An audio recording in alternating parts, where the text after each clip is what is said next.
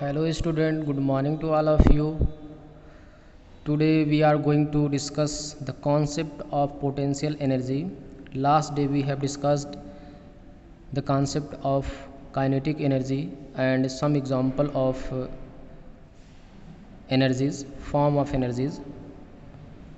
And here today we will discuss potential energy, and for this purpose I have taken an example.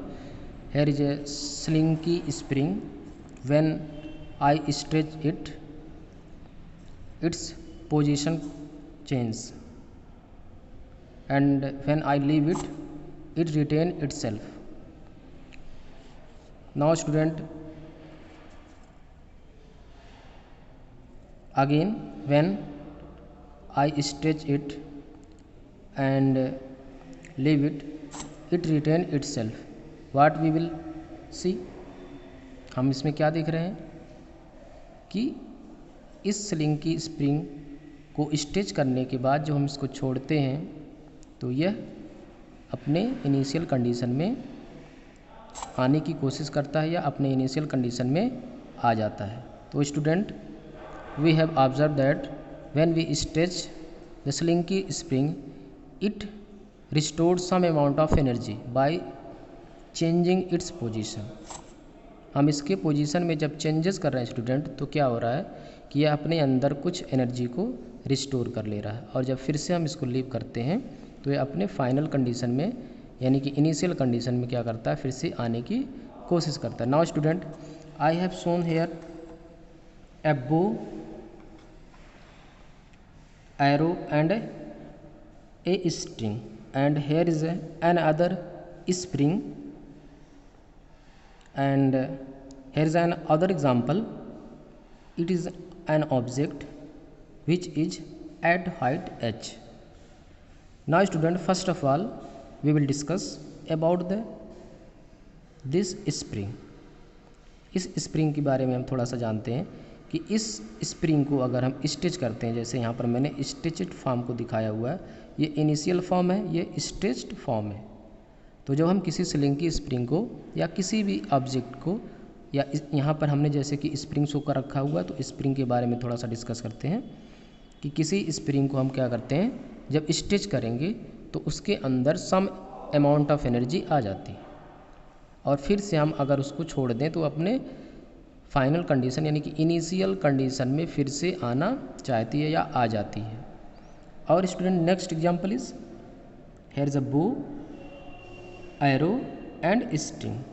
When we tight and leave it, जब हम इसको क्या करते हैं, इसे tight करते हैं और फिर इसको एरो को लीव करते हैं, तो इस स्ट्रिंग में स्ट्रेच हो जाता है, और उसी स्ट्रेच होने के कारण इसमें क्या होता है, some it restore some amount of energy. और जब इसको लीव करते छोड़ते हैं तो क्या होता है कि जो स्ट्रेचिंग के कारण इसमें एनर्जी रिस्टोर की हुई है, वही एनर्जी आपके इस एरो को मिल जाती है और एरो आपका आगे बढ़ता है। Here is an object and I put it at height H. एक ऑब्जेक्ट है, हमने उसको किसी हाइट पर क्या किया, रख दिया।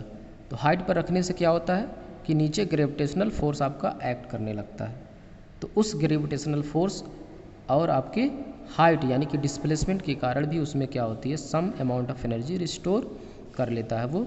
तो उसे हम लोग क्या बोल सकते हैं स्टूडेंट, पोटेंशियल एनर्जी कहते हैं। यानी कि अगर कोई ऑब्जेक्ट है और उसके पोजीशन में, उसके कॉन्फ़िगरेशन में हम चेंजेस कर रहे हैं, तो वह सम अमाउंट ऑफ एनर्जी को रिस्टोर कर लेता है। उसी एनर्जी को हम लोग क्या बोलते हैं, पोटेंशियल एनर्जी कहते हैं। Student, now we will move on the definition of the potential energy.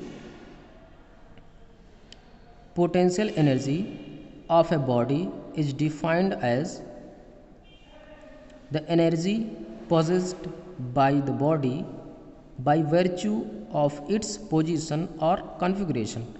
अपने कॉन्फ़िगरेशन या बॉडी के अंदर जो पोजीशन में क्या हो रही है, चेंजेस हो रही है, उसके रीज़न से बॉडी में जो एनर्जी को रिस्टोर करने की पावर आ जाती है, उसी को हम लोग क्या स्टूडेंट कहते हैं कि पोटेंशियल एनर्जी कहते हैं। Once again I will introduce this slinky spring. When I stretch it it will restore some amount of energy and when I leave it, it will retain itself. हम इस ceiling की spring को क्या करेंगे, जब खींचते हैं तो इसके पोजीशन में हम क्या किए हैं, चेंजेस कर रहे हैं स्टूडेंट, इसके पोजीशन में चेंजेस कर रहे हैं, तो यह सम अमाउंट ऑफ एनर्जी को रिस्टोर कर लेगा और फिर से जब इसको छोड़ेंगे तो उसी एनर्जी जो रिस्टोर इसने किया हुआ है उसी के रीज़न से क्या होगा, अपने इनिशियल कंडीशन में फिर से आ जाता है। तो उसे ही हम लोग क्या बोलते हैं स्टूडेंट, पोटेंशियल एनर्जी। यानी कि कोई ऑब्जेक्ट है, उस ऑब्जेक्ट के पोजीशन में, कॉन्फ़िगरेशन में अगर आप चेंजेस करते हैं तो उसके अंदर जो एनर्जी रिस्टोर हो जाती है उसी एनर्जी को हम लोग क्या बोलते हैं, पोटेंशियल एनर्जी कहते हैं। Now we will move potential energy of an object at height h. As I told here, I have taken an object and I put it at height h. Here I have also taken an object of mass m, and I will put it at height h. When I put it at height h, it will feel a gravitational force below the object. नीचे क्या होगा, object के एक gravitational force को क्या करेगा, जब हम किसी चीज़ को ऊपर ले जाते हैं तो नीचे ग्रेविटेशनल फोर्स को क्या करता है, वो फील करता है। तो उसी ग्रेविटेशनल फोर्स के फीलिंग से इसको हमने क्या किया, डिस्प्लेस किया, चूँकि h हाइट पर, तो वर्क डन होगा और उसी वर्क डन से इसमें एनर्जी क्या हो जाती है, रिस्टोर हो जाती है। तो उसी को हम लोग को फाइंड करना है। Here W is equal to F/s as you have already study, and F is a force and S is a displacement of the object from here and here. Now W is equal to mg, since it is gravitational force, so I have introduces here gravitational acceleration, and it is the mass, and since S is the displacement, so here I have put this object from h height, so the displacement will be h. Now student, W is equal to mg into h is equal to mg h. Here potential energy U is equal to mg h.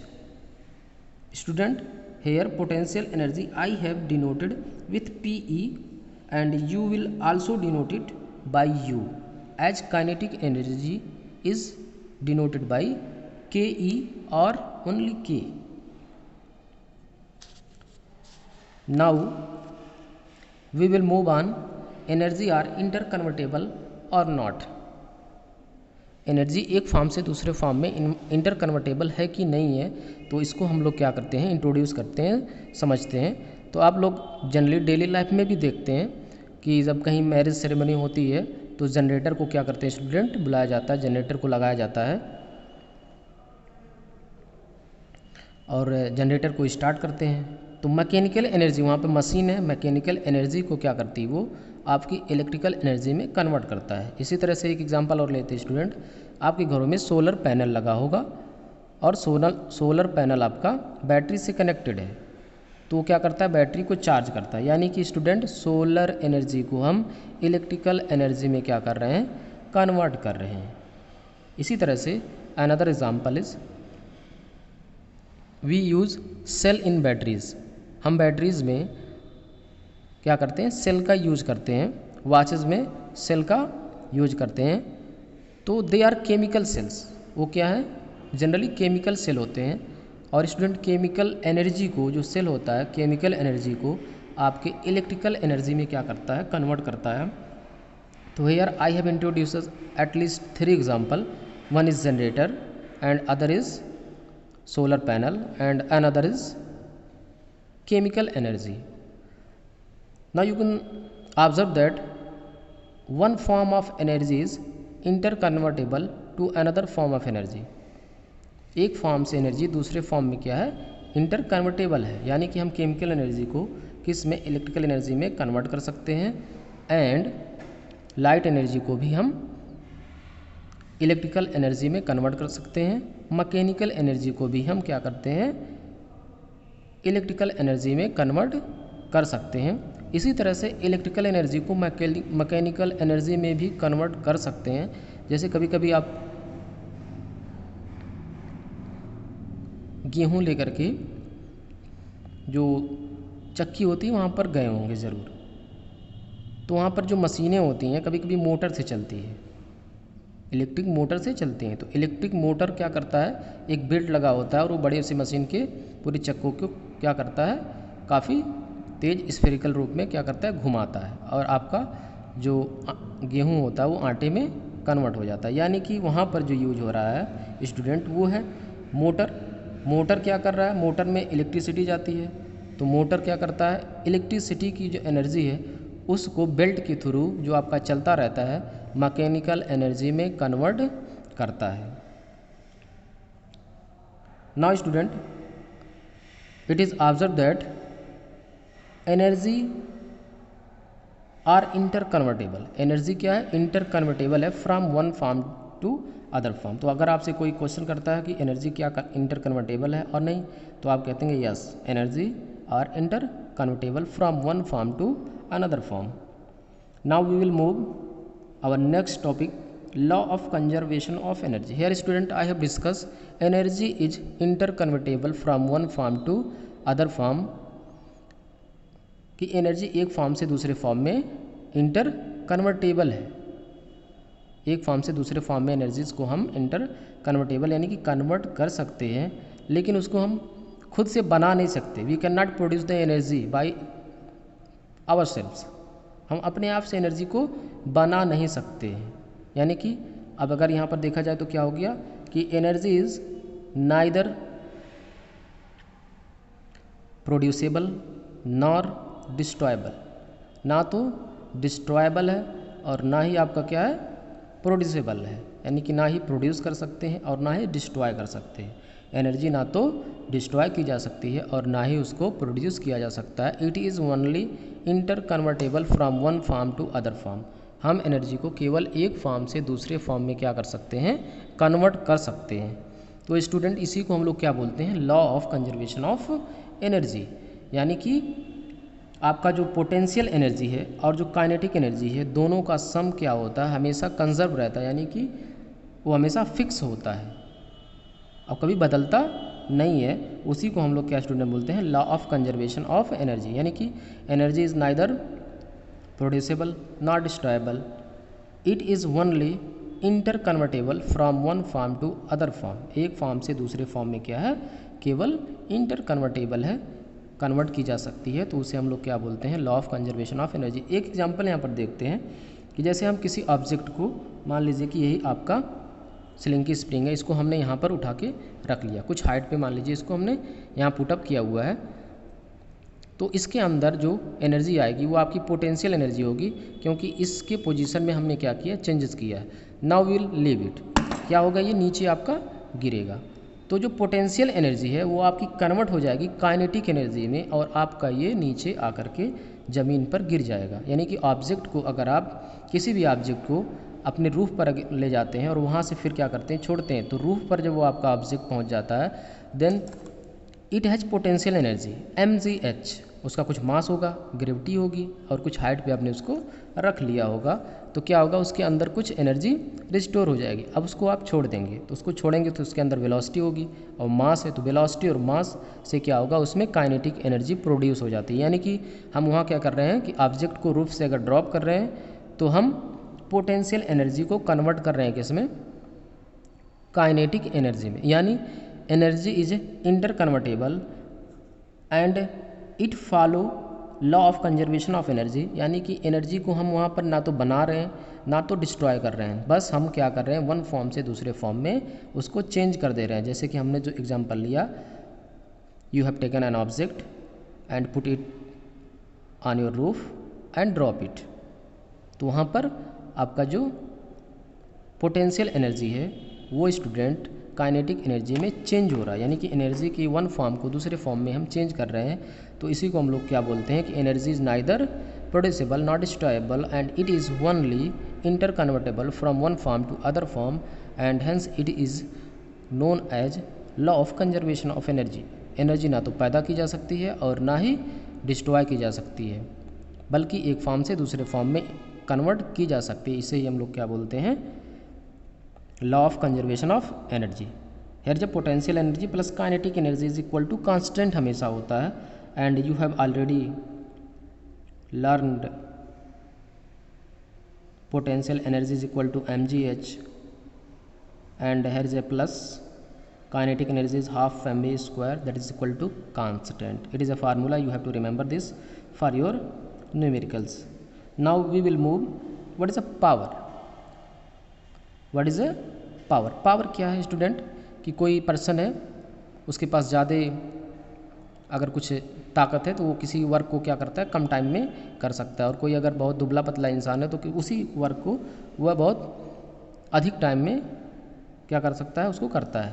तो हम जो power है उसको rate of doing work के से define करते हैं, यानी कि rate of doing work is called as power. कि कोई पर्सन है वो क्या करता है, किसी काम को बहुत जल्दी कर लेता है, और कोई दूसरा पर्सन है उसी वर्क को क्या करता है, बहुत ज़्यादा टाइम टेक करके उसको करता है। तो हम उसको रेट से डिफाइन कर सकते हैं। तो कह सकते हैं कि जो ताकतवर इंसान है उसका पावर ज़्यादा है, और जो बहुत दुबला पतला इंसान है उसका पावर बहुत कम है। तो here is a definition, power, rate of doing work is called power, that is power is equal to work upon time, and the unit of the work is joule, and the unit of time is equal to second in SI units, and here is P is equal to joule upon second. Now the unit of power will be joule per second. It is equal to watt. It is equal to watt. तो power का जो unit होगा student joule पर second होता है, और उसी को हम लोग 1 वाट भी कहते हैं। यानी कि 1 जूल वर्क अगर 1 सेकंड में कोई परफॉर्म कर रहा है तो उसकी जो पावर होगी वो होगी 1 वाट होती है। Now student we will move our next topic, commercial unit of energy. Commercial unit of energy is defined as kilowatt hour. इसको हम किलो वाट आवर में स्टूडेंट क्या करते हैं, कॉमर्शियल यूनिट ऑफ पावर को define करते हैं। क्यों? क्योंकि जो वाट होता है वो बहुत छोटा यूनिट है। तो कॉमर्शियल रूप से अगर हमको यूज करना है तो हमको थोड़े से बड़े यूनिट्स चाहिए। तो हम यहाँ पर किलो वाट आवर इंट्रोड्यूस करते हैं, किसके लिए, कॉमर्शियल यूनिट ऑफ एनर्जी के लिए या पावर के लिए हम क्या यूज करते हैं, आपका kilowatt hour. Now student we have 1 kilowatt hour, 1 kilowatt hour is equal to 1 kilowatt में आपके कितने होंगे, 1000 वाट हो जाएंगे। तो 1000 वाट एंड इनटू में 1 hour, 1000 and 1 hour is equal to 60 minute and 60 second. Now student we have here is 36000, 30 is here and 1 is 20 is here, total 0 of 36 के आगे कितने जीरो हो जाएंगे आपके, 5 जीरो हो जाएंगे। Now student we will introduce the law of indices and we have write this in the power form. Here 1 2 3 4 5 and 6 I have put the decimal value at one place here. So the total power will be 6. Here is a 3.6, 1 2 3 4 5 and 6 into 10 to the power 6 joule. यानी कि आपका 1 kilowatt our जो होगा वही एक unit होता है, और एक यूनिट की जो वैल्यू होती है वो होती है 3.6 into 10 to the power 6 joule. Student, it is our last topic, and now we will proceed from next day on numericals.